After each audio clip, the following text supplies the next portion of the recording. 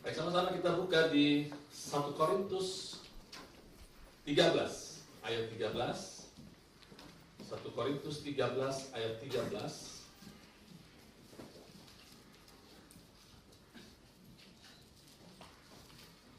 Satu Korintus 13 ayat 13. Demikianlah tinggal ketiga hal ini, yaitu iman, pengharapan, dan kasih.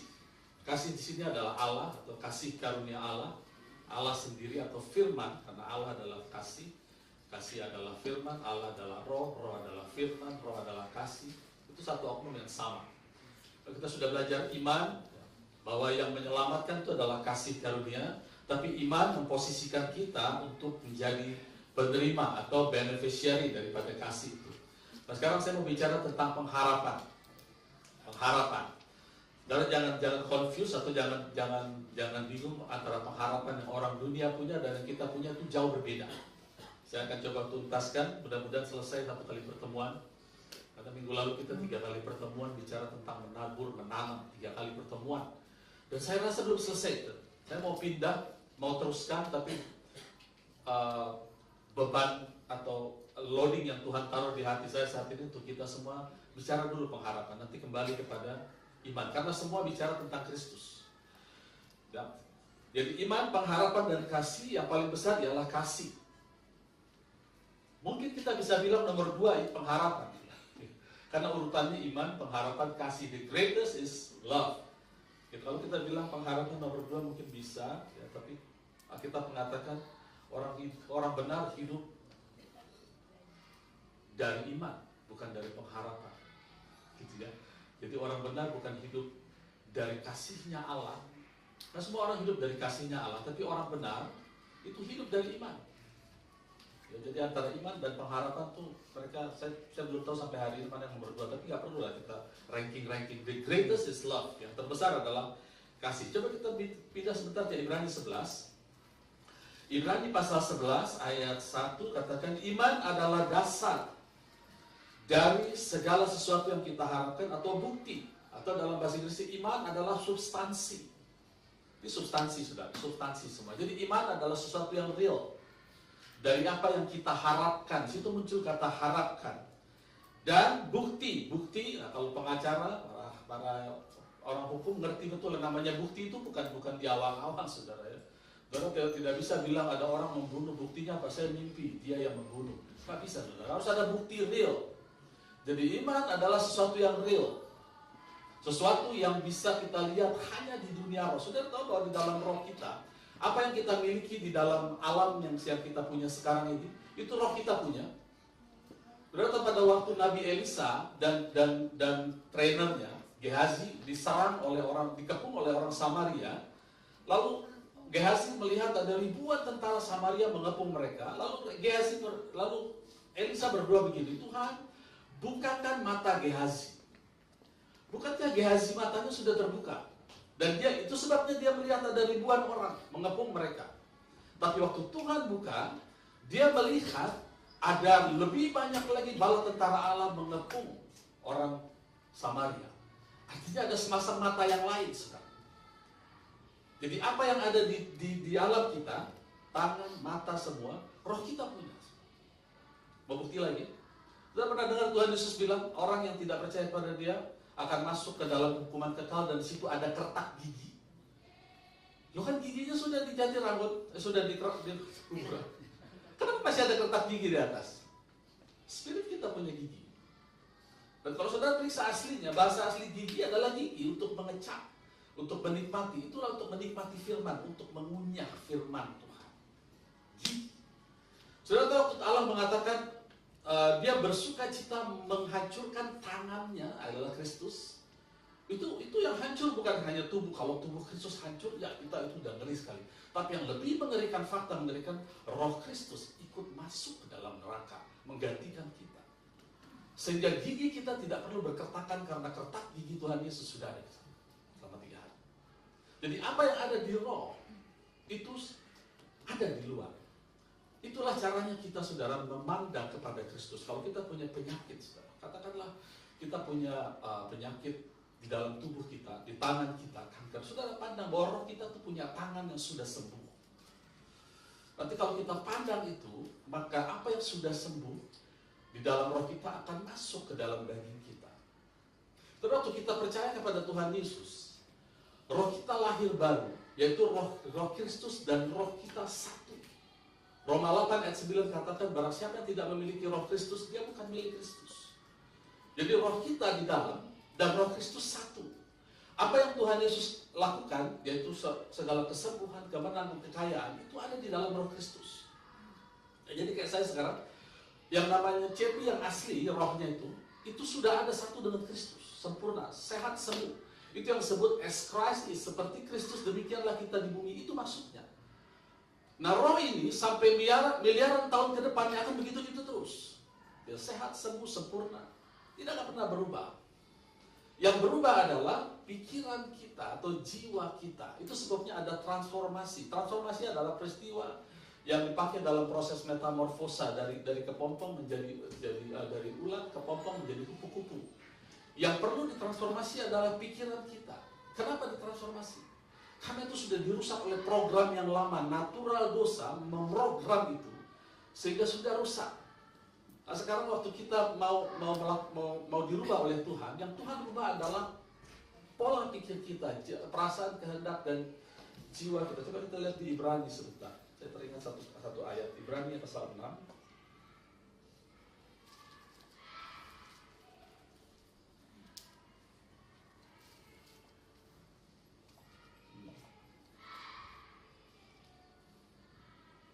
Ibrani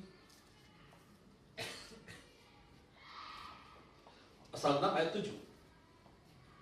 Sebab tanah yang menghisap air hujan yang sering turun ke atasnya dan menghasilkan tumbuh-tumbuhan yang berguna bagi mereka yang mengerjakannya menerima berkat dari Allah. Ayat ini bicara apa sebetulnya?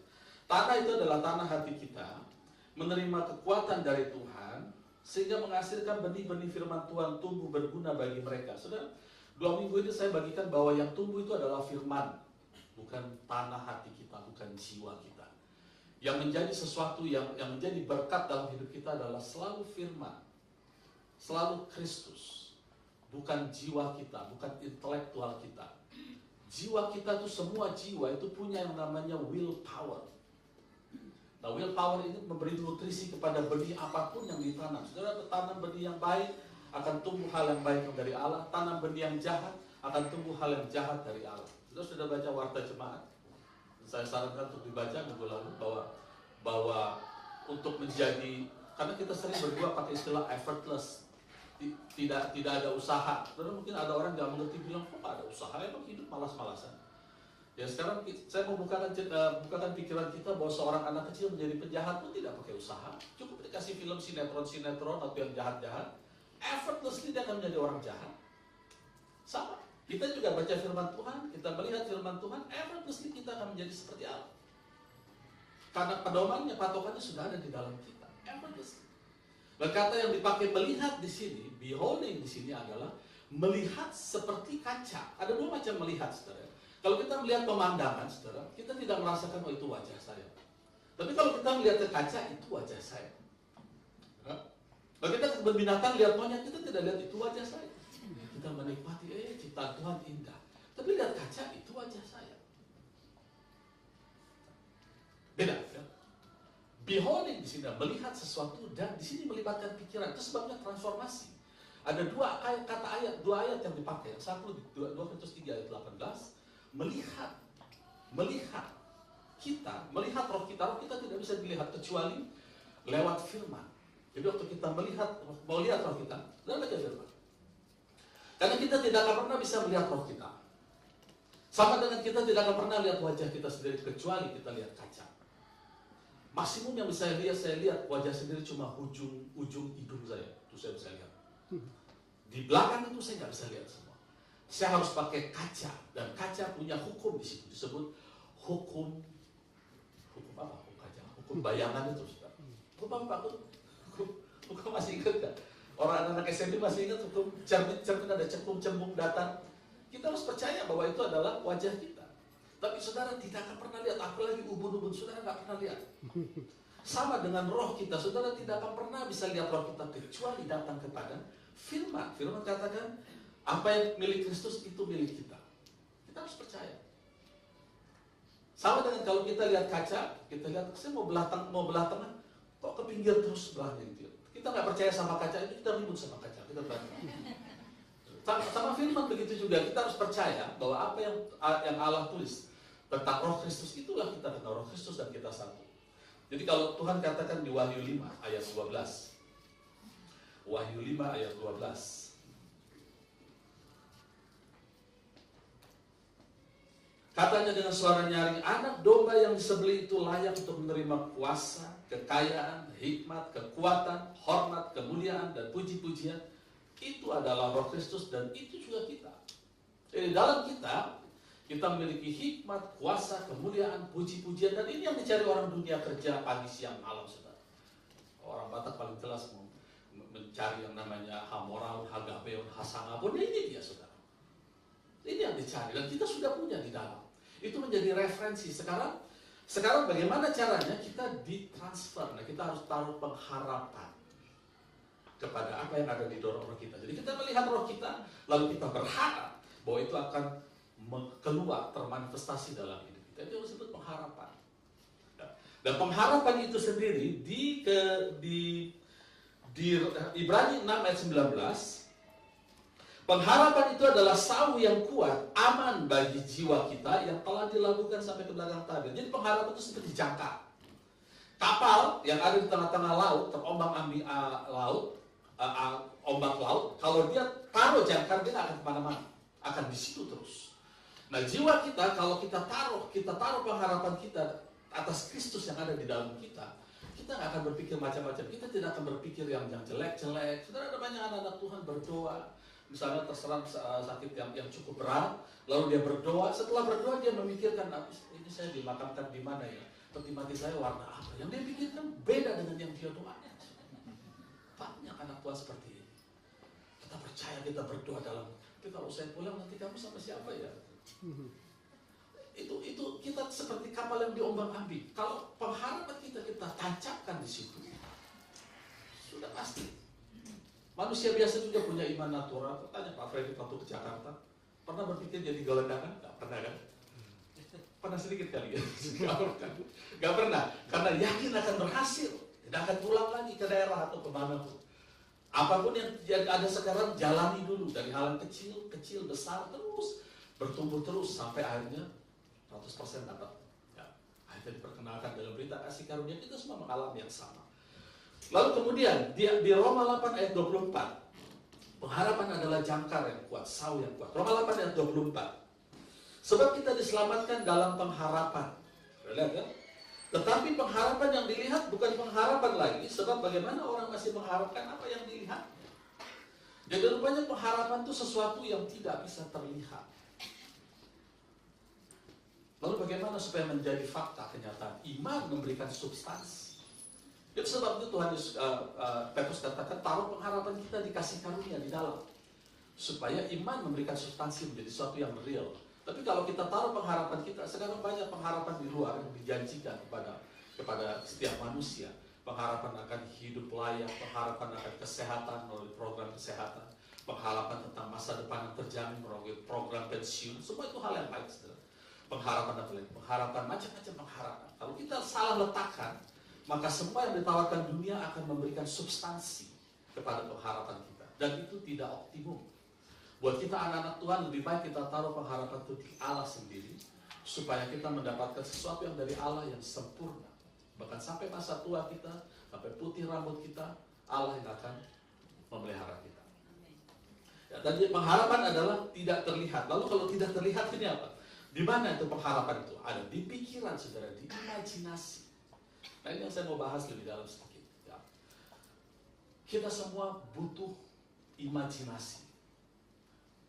Pengharapan di perjanjian baru dan di perjanjian lama itu beda sekali. Di perjanjian lama itu artinya berharap sesuatu yang belum pasti jawabannya. Di perjanjian baru berharap sesuatu yang pasti. Ya, Pak Freddy sering bilang elpis. Elpis itu adalah pengharapan positif, pengharapan pasti akan hal baik terjadi. Karena pengharapan itu dilabuhkan di Kristus, di kasih Kristus. Nah, di perjanjian lama, seringkali pengharapan ini dipakai sebagai sesuatu yang tidak pasti. Dan selalu berdampingan dengan apa yang disebut imajinasi. Nah, ini dia. Imajinasi dan pengharapan adalah sesuatu yang identik. Saudara, kita semua perlu imajinasi. Perlu imajinasi. Kalau saudara tidak punya imajinasi, saudara nggak bisa pulang ke rumah. Lupa rumahnya di mana. Ya. Kalau ada teman saya datang dari luar daerah, luar pulau, lalu mau datang ke sini, dia perlu imajinasi. Saya akan gambarkan kepada dia dari airport ke sini, ya. Lewat jalan layang mana, perlu imajinasi. Kalau saya tanya sekarang Pak Marulam, di rumah ada berapa pintu? Pada saat itu imajinasinya aktif. Oh, di depan satu, ke kamar belok satu, saya aja nggak hafal, kamar mandi satu, kamar kedua satu, lalu yang belakang sudah direnov atau kalau sekarang sudah dirubah. Berarti ada 1, 2, 3, 4 pintu dia punya. Imajinasi bekerja, saudara. Ini area pengharapan bekerja. Nah, imajinasi ini di perjanjian lama semuanya rusak, saudara. Saudara mau bicara apapun, imajinasi ini rusak. Bahkan imajinasi ini yang menjadi tanda kutip ketakutan Allah untuk manusia. Saudara buka di Kejadian pasal ke-11 ayat 6. Kejadian pasal 11 ayat 6. Kejadian 11 ayat 6. Ada ayat 6? Kejadian 11 ayat 6. Dan ia berfirman, mereka ini satu bangsa dan satu bahasa untuk semuanya. Ini barulah permulaan usaha mereka. Mulai dari sekarang, apapun juga yang mereka rencanakan di situ adalah imajinasi. Tidak ada yang tidak dapat terlaksana. Ini imajinasi. Jadi imajinasi ini rusak gara-gara kejatuhan manusia. Semua imajinasi. Saudara masuk ke perjanjian baru, makanya dikatakan tundukkanlah semua pikiran, tundukkanlah semua imajinasi kepada ketaatan Kristus. Semua imajinasi kita rusak. Waktu Allah memberikan pengharapan, imajinasi ini jadi positif. Itu yang disebut hope. Bedanya ya. Waktu imajinasi ini jadi positif disebut pengharapan. Nah, sekarang di perjanjian baru yang namanya pengharapan, semua pengharapan adalah positif karena hasilnya pasti. Kalau hasilnya masih berbayang-bayang, maka itu yang bisa bikin orang frustasi. Amsal 13 katakan pengharapan yang tertunda itu mengecilkan, melemahkan jiwa, membuat kita jadi kecil hati. Itu sebabnya mengapa pahlawan-pahlawan iman dulu berurusan dengan Allah. Itu susah sekali Allah untuk berurusan dengan orang-orang perjanjian lama karena mereka mudah putus asa. Minggu lalu kita belajar tentang Musa, sebentar saya akan bahas lagi. Jadi waktu Allah menciptakan manusia pertama, Adam pertama, itu sempurna karena dia copy paste dari Allah. Dan dia adalah gambaran Adam yang selanjutnya. Kemudian manusia jatuh ke dalam dosa. Sekarang Allah harus ciptakan Adam yang kedua. Oke? Pertanyaannya, kenapa Allah tidak pakai cara yang sama dengan waktu dia di Kejadian 1 ayat 27 ayat 28? Maka dia turun lalu dikatakan, aku meng-copy paste diriku, lalu membentuk dari tanah Adam kedua, gitu ya, untuk menggantikan posisi Adam. Kenapa? Karena Allah adalah Allah yang adil dan Allah yang kudus. Dia tidak akan pernah melanggar perkataannya. Waktu dia menciptakan Adam pertama, dia katakan berkuasalah, mendominasi bumi. Mazmur 8 katakan kepada manusia diberikan kuasa di seluruh dunia, bukan alam semesta, hanya di dunia. The God of this world, ilah atau Allah dunia ini. Jadi pada waktu Adam jatuh, gelar itu jatuh ke iblis. Itu sebabnya di 2 Korintus dikatakan iblis adalah Tuhan atas dunia, bukan alam semesta, atas dunia ini. Nah sekarang Allah ingin masuk kembali merebut bumi. Bagaimana caranya? Allah tidak langsung mematikan semua manusia diganti. Tidak, dia harus bekerja sama dengan manusia. Ada satu kali dia bertindak. Ini cukup mengerikan, jangan sampai dia bertindak dan dia berjanji tidak akan bertindak lagi. Waktu dia mengirim air bah, dia bunuh semua. Tinggal Nuh. Dan dia berharap bisa bekerja sama dengan Nuh. Kita dalam pikiran kita Nuh orang baik. Bukan, Allah memberi kasih karunia kepada Nuh. Karena dia dia spesies yang lebih asli dibanding manusia lain. Dia bekerja melalui Nuh, tapi Nuh orang baik. Bukan. Buktinya setelah dia berkebun, dia punya anggur, apa yang dia lakukan? Mabuk. Mana ada orang baik mabuk? Sama. Dan setelah itu dari Nuh turun Abraham. Allah ingin bekerja, Allah perlu manusia untuk menyampaikan firman. Ingat, yang menjadi sesuatu selalu firman, bukan yang lain. Jadi firman ini harus tumbuh. Tuhan Yesus katakan firman itu harus mati, benih itu harus mati baru dia bisa tumbuh. Jadi Allah harus cari manusia. Itu sebabnya dia butuh 4.000 tahun. 2.000 tahun untuk menciptakan Adam kedua. Adam pertama hanya sebentar diciptakan. Tapi untuk Adam kedua, dia perlu kerjasama dengan manusia. Manusia harus mengucapkan kata-kata, akan dilahirkan juru selamat, akan dilahirkan juru selamat terus. Sampai di Roma 4 ayat 4 katakan sampai the appointed time, waktu yang cukup. Maka apa yang dikatakan nabi-nabi itu menjadi manusia Kristus. Bagaimana caranya? Allah memakai dari mulai Nuh jatuh. Abraham sama, Abraham juga gitu. Saudara baca di ini Stefanus banyak kasih bocoran saudara melalui Roh Kudus. Stefanus waktu mau dirajam dia kasih bocoran banyak sekali. Kisah Rasul 7, kita baca. Kisah Rasul 7 ayat 1, kata imam besar. Ayat 2, jawab Stefanus, hai saudara-saudara dan bapak-bapak, dengarkanlah. Allah yang Maha Mulia telah menampakkan dirinya kepada bapa leluhur kita Abraham ketika ia masih di Mesopotamia sebelum ia menetap di Haran. Jadi Allah sudah bicara kepada Abraham ketika masih di Mesopotamia. Tapi kalau saudara baca di Kejadian pasal 12, ya, Kejadian pasal 12, Allah berbicara kepada Abraham, tinggalkan sanak saudaramu. Itu baru setelah di Haran, Abraham meninggalkan bapaknya. Tapi di Mesopotamia bapaknya sama Lot masih di bawah bapak. Dan Allah ingin memisahkan dulu ini, karena dia butuh melahirkan benih Kristus di dalam dunia. Dia bicara kepada Adam bandel. Lalu setelah Adam pergi keluar dari Haran, umurnya udah 75 tahun. Lalu dia berjalan terus. Tuhan bilang, kau akan melahirkan anak, dan anak itu akan melahirkan benih nantinya. Dia nggak tanya, Hagar atau Sarah Tuhan? Dia nggak tanya. Dia apa kehendak Tuhan terjadilah. Akhirnya muncullah Ismail dari Hagar. Sampai saat ini menjadi masalah besar.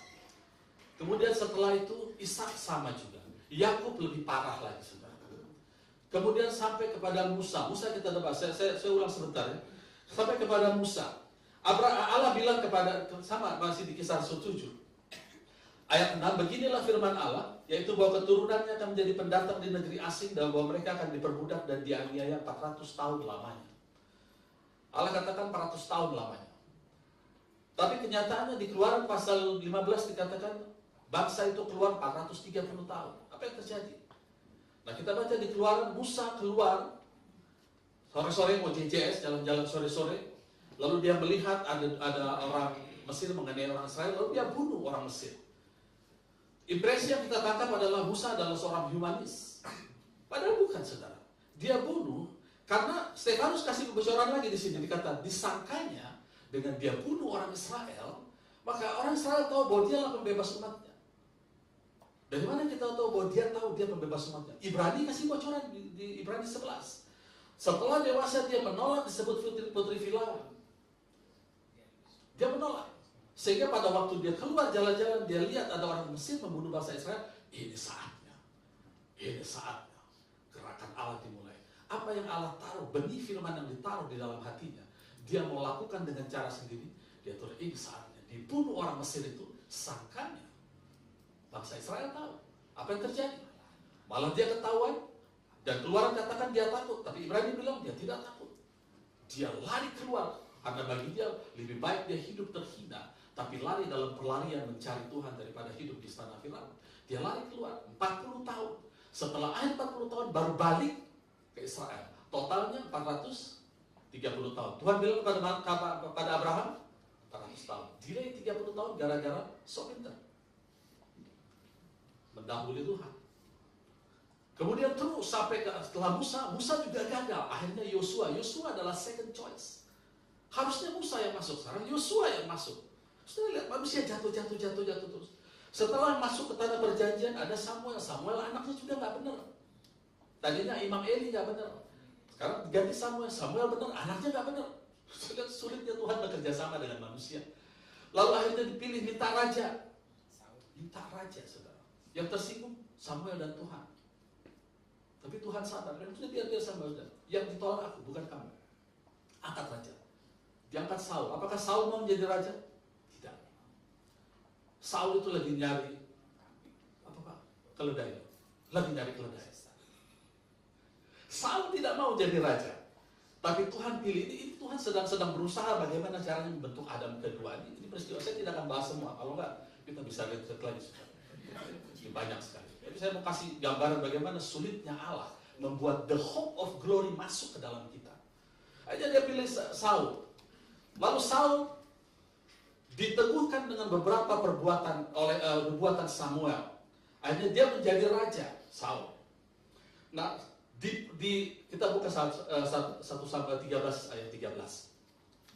Di tahun kedua pemerintahan Saul, 1 Samuel 13 ayat 13 kalau tidak salah, mudah-mudahan benar. Saul 1 Samuel ya, betul ya ayat. Jadi coba lihat ayat 1 sebelum ke ayat 13. Betul itu ayat yang saya maksud.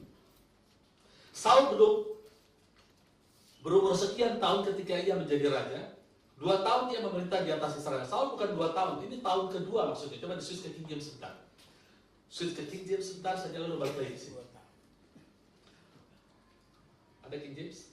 Saul memerintah 1 tahun dan ketika dia telah memerintah tahun kedua, itu ceritanya ya. Saya mau ceritakan kegagalan Saul lagi.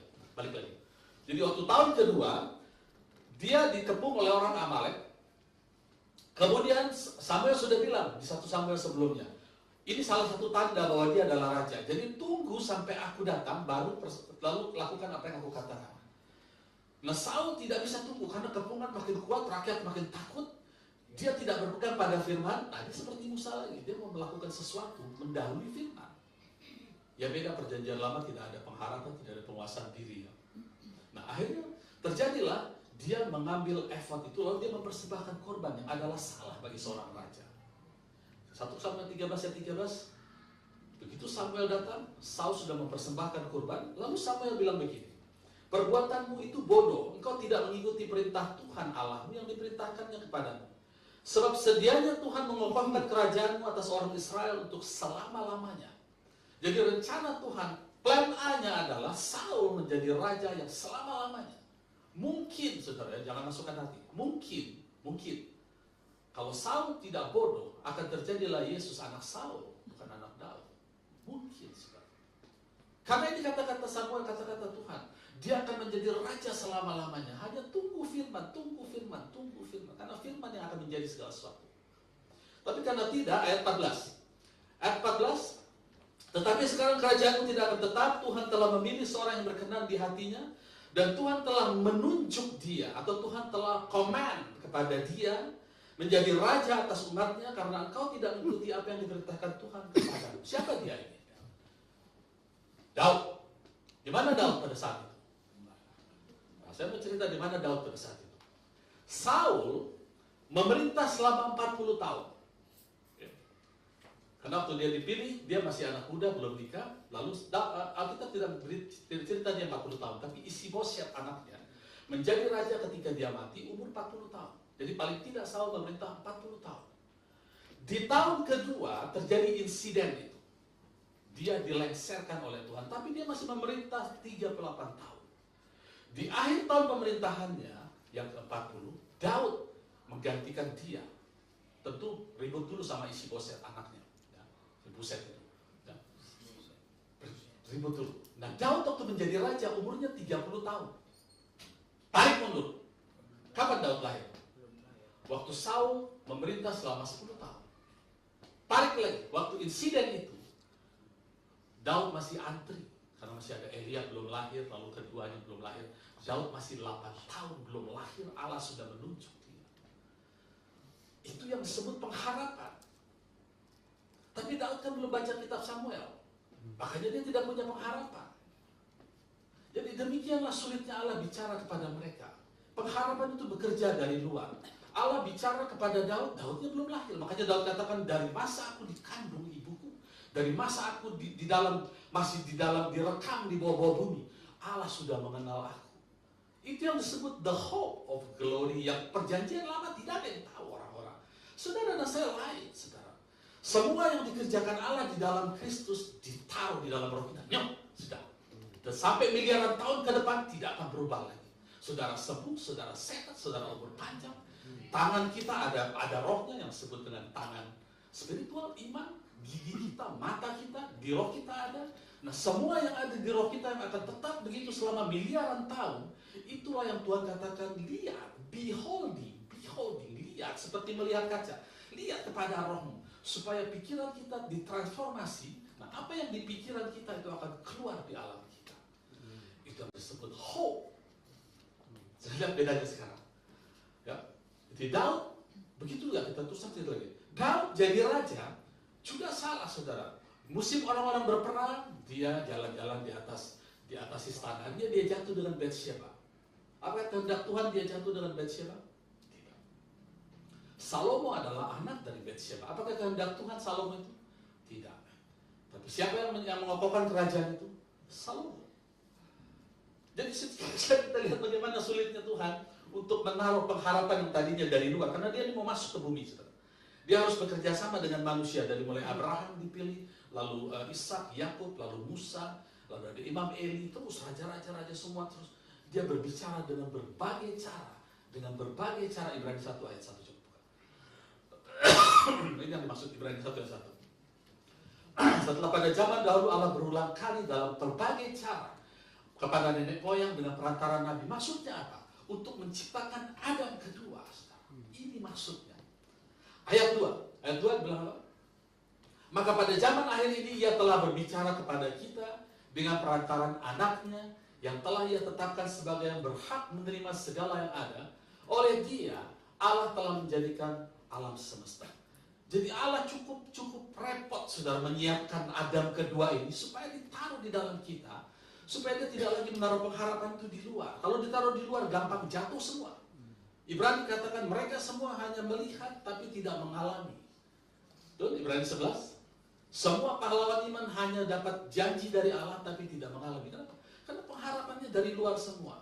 Sekarang, saudara, pengharapan itu, the hope of glory, semua kehidupan kita, kesehatan, kelimpahan kita ada di dalam. Itu yang Tuhan katakan, pandanglah terus kepada Yesus. Dan pandanglah terus kepada Yesus, karena hanya itu yang bisa merubah kehidupan kita. Jadi pengharapan, imajinasi di perjanjian lama selalu negatif. Tapi dia punya power, imajinasi punya power. Sampai Tuhan katakan, mulai saat ini, apa saja yang mereka pikirkan tidak akan pernah tidak terlaksana. Pikiran itu bisa datang dari luar. Ini bisa taruh. Nah sekarang, saudara, imajinasi hati kita, pikiran, perasaan, kehendak kita punya power. Kalau kita taruh firman Tuhan, maka powernya akan menutrisi firman Tuhan, sehingga firman itu akan bertumbuh. Dan sebagaimana pikiran kita, demikianlah kehidupan kita. Jadi kehidupan apapun yang sekarang kita alami, apapun kehidupan kita, itu adalah hasil pikiran. Jadi letakkan pengharapan itu dalam Kristus, karena pengharapan itu akan mentransformasi kita, dan kita akan menjadi sesuatu yang lain, kita mengalami mukjizat. Tapi ingat saudara, mukjizat tidak boleh menjadi doktrin. Masih ingat cerita saya mengenai orang buta yang disembuhkan? Ada 4 orang buta di Alkitab. Yang 2 percaya betul, Tuhan katakan. Yang pertama dia bilang, Tuhan sembuhkan aku. Kamu mau apa? Mau sembuh? Ya, jadilah seperti imanmu, sembuh. Yang kedua gitu juga, Tuhan aku percaya, jadi seperti imanmu, sembuh.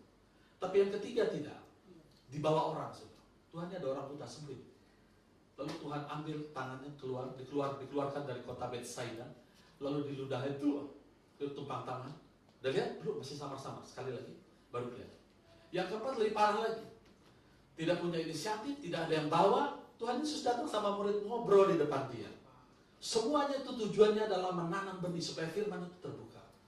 Lalu akhirnya tindakan iman yang keempat bagaimana? Waktu dibilang kamu pergi ke Siloam, basuh matamu, itu tindakan iman. Yang tadinya tidak punya pengharapan, dia bilang oke Tuhan, kalau aku dengar pembicaraan kalian sama Tuhan dengan murid-murid seperti ini, baik saya akan jalan.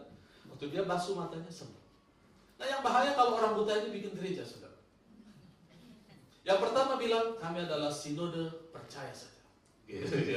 Yang kedua, sinode hanya karena iman. Yang ketiga, sinode ludah kebenaran.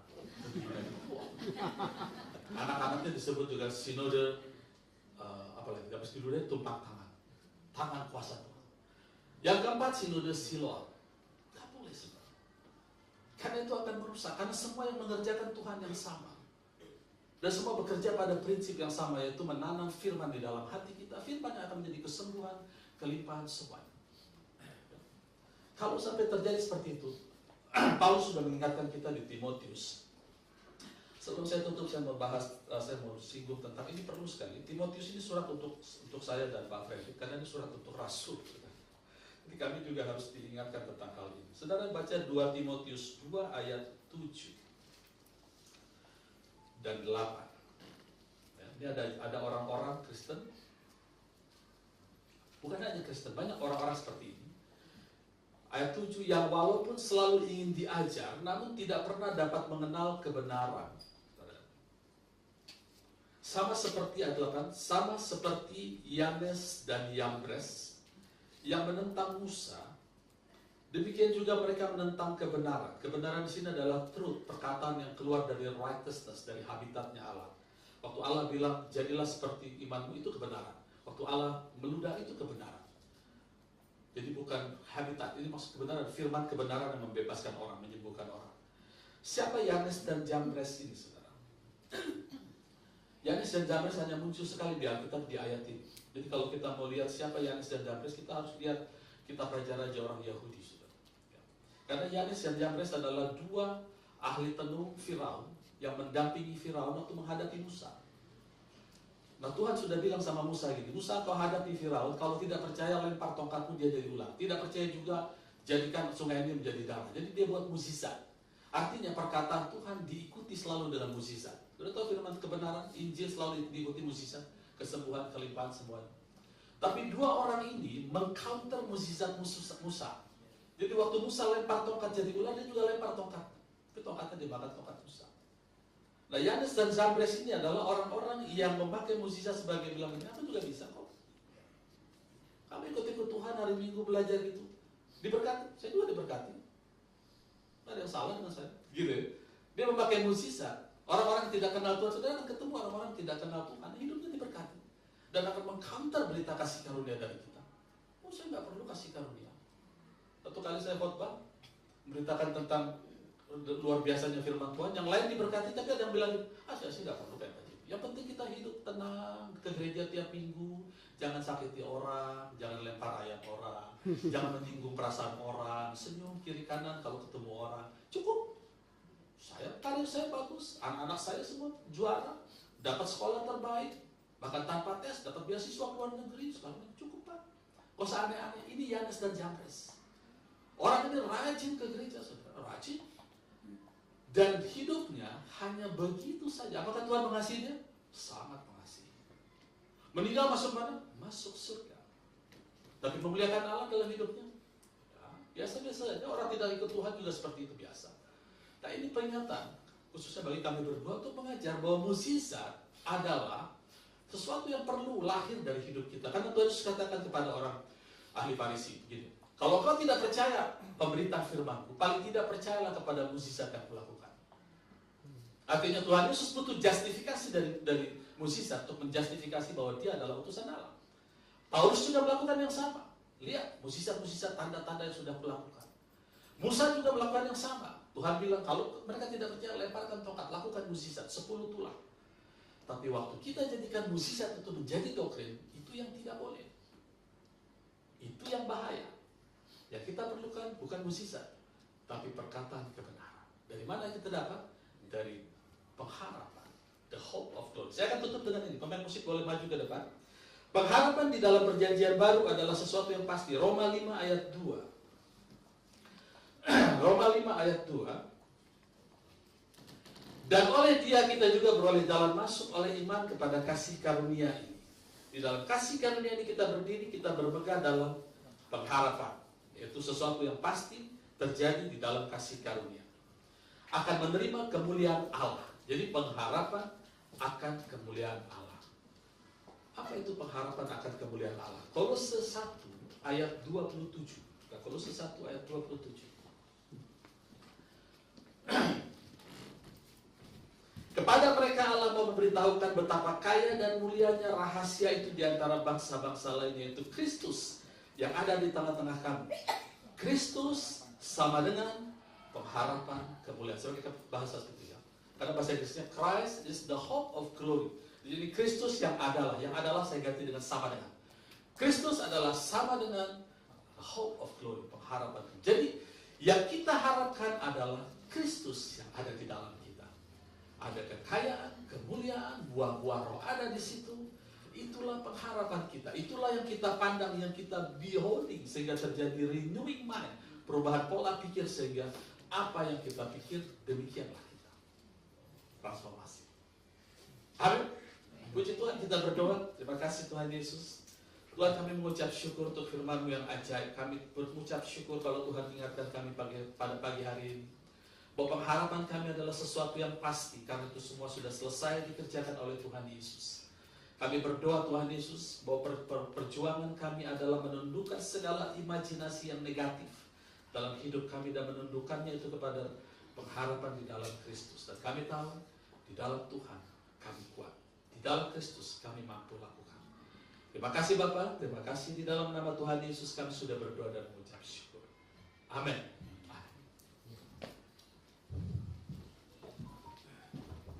Shalom, puji Tuhan.